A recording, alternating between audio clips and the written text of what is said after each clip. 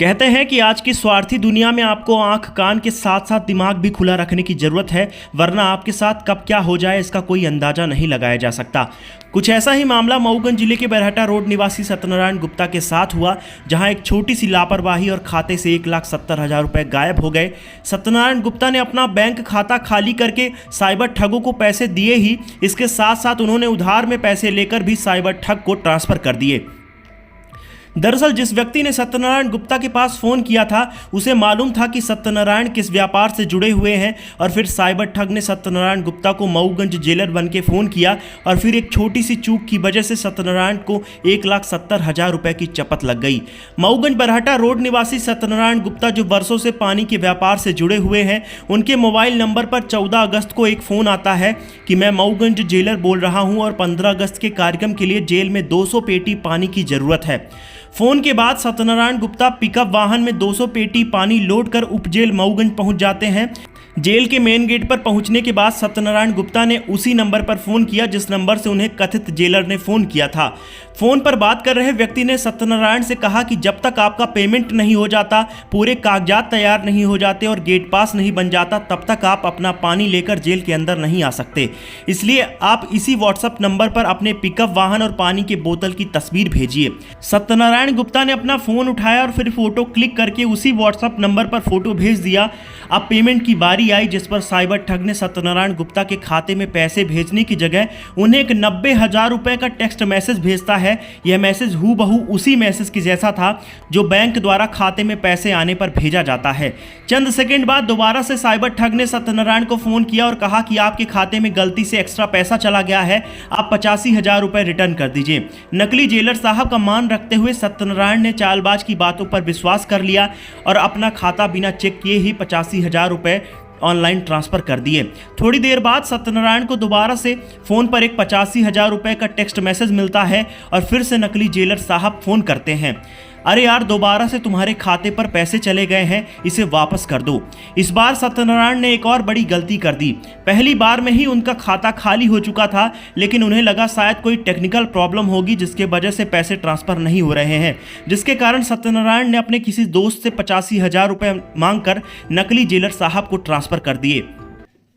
सत्यनारायण को भरोसा था कि शायद अब जेलर साहब दोबारा से फ़ोन करके उन्हें जेल के अंदर आने के लिए कहेंगे। कुछ मिनट बीत गए और कुछ घंटे बीत गए, ना जेलर साहब का कोई फ़ोन आया, ना ही कोई गेट पास मिला और ना ही किसी ने उन्हें जेल के अंदर बुलाया। सत्यनारायण ने व्हाट्सएप पर मैसेज किए, नकली जेलर साहब को फ़ोन भी किया, लेकिन फ़ोन स्विच ऑफ हो गया। कई घंटे तक खड़े रहने के बाद सत्यनारायण अपना पानी से भरा हुआ पिकअप वाहन लेकर वापस आ जाते हैं और फिर मऊगंज पुलिस थाना पहुँचकर साइबर ठगी की रिपोर्ट लिखाते हैं। इस तरह से सत्यनारायण गुप्ता के साथ चंद मिनट के भीतर ही 1,70,000 रुपये की साइबर ठगी हो जाती है। फिलहाल हैरान और परेशान सत्यनारायण गुप्ता पुलिस प्रशासन से मदद की गुहार लगा रहे हैं। देखिए, हम चांद तक तो पहुंच चुके हैं, लेकिन पता नहीं क्यों हम साइबर ठगों तक नहीं पहुंच पा रहे हैं। आज के समय में साइबर ठगों को पकड़ना उसी तरह हो गया है जैसे भूसे के ढेर में सुई को ढूंढना। देश भर में रोजाना साइबर ठगी की हजारों घटनाएं हो रही हैं, जिसमें कोई व्यक्ति अचानक से फ़ोन करता है और फिर एक झटके में ही जीवन भर की जमा पूंजी लेकर गायब हो जाता है और हम बेबस होकर बैठे रह जाते हैं। यह एक कड़वा सच है। सबसे बड़ी बात यह भी है कि आखिर हम आम जनता का डाटा लीक कहां से होता है, क्योंकि अक्सर साइबर ठगों के फ़ोन उन्हीं के मोबाइल नंबर पर आते हैं जिनके खाते में पैसे होते हैं। पानी का बिजनेस करते हैं। कल दरमियानी रात 14 तारीख को 6:30 बजे का समय था। हमको कॉल किया गया कि हमको पानी चाहिए 200 पेटी। जेलर बन के हमको फ़ोन किया, दीपक शर्मा नाम से ट्रू कॉलर मोबाइल में नाम आया, तो हमने 200 पेटी पानी लोड करके वो जेल ले गया मैं। तो उन्होंने बोला कि आपने मोबाइल से मेरे को अपनी गाड़ी का फ़ोटो भेज दीजिए। तो हमने उनको फ़ोटो सेंड किया। फिर उन्होंने बोला कि हम आपके अकाउंट में पेमेंट डाल देंगे, इसके बाद जो है तो गाड़ी अंदर लेंगे। तो हमने उनको अपना अकाउंट दिया, तो उसमें मैसेज, हमारे मोबाइल में मैसेज आया कि पेमेंट हो गया है। तो फिर मतलब 90,000 रुपये एक्स्ट्रा पेमेंट हमारे मतलब मैसेज में दिखाई दे रहा था, मगर अकाउंट में नहीं गया था पैसा। 90,000 दिखाई दे रहा था।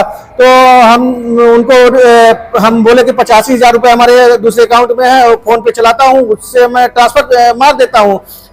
तो 85,000 हम उनके अकाउंट में फिर से ट्रांसफर मार दिया।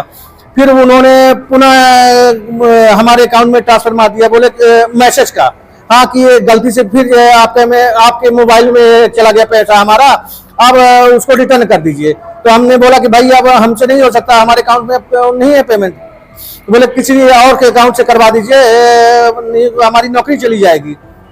तो हमने सोम गुप्ता को फोन लगा के उसे 85,000 रुपये रिटर्न फिर डलवाया उनके अकाउंट में।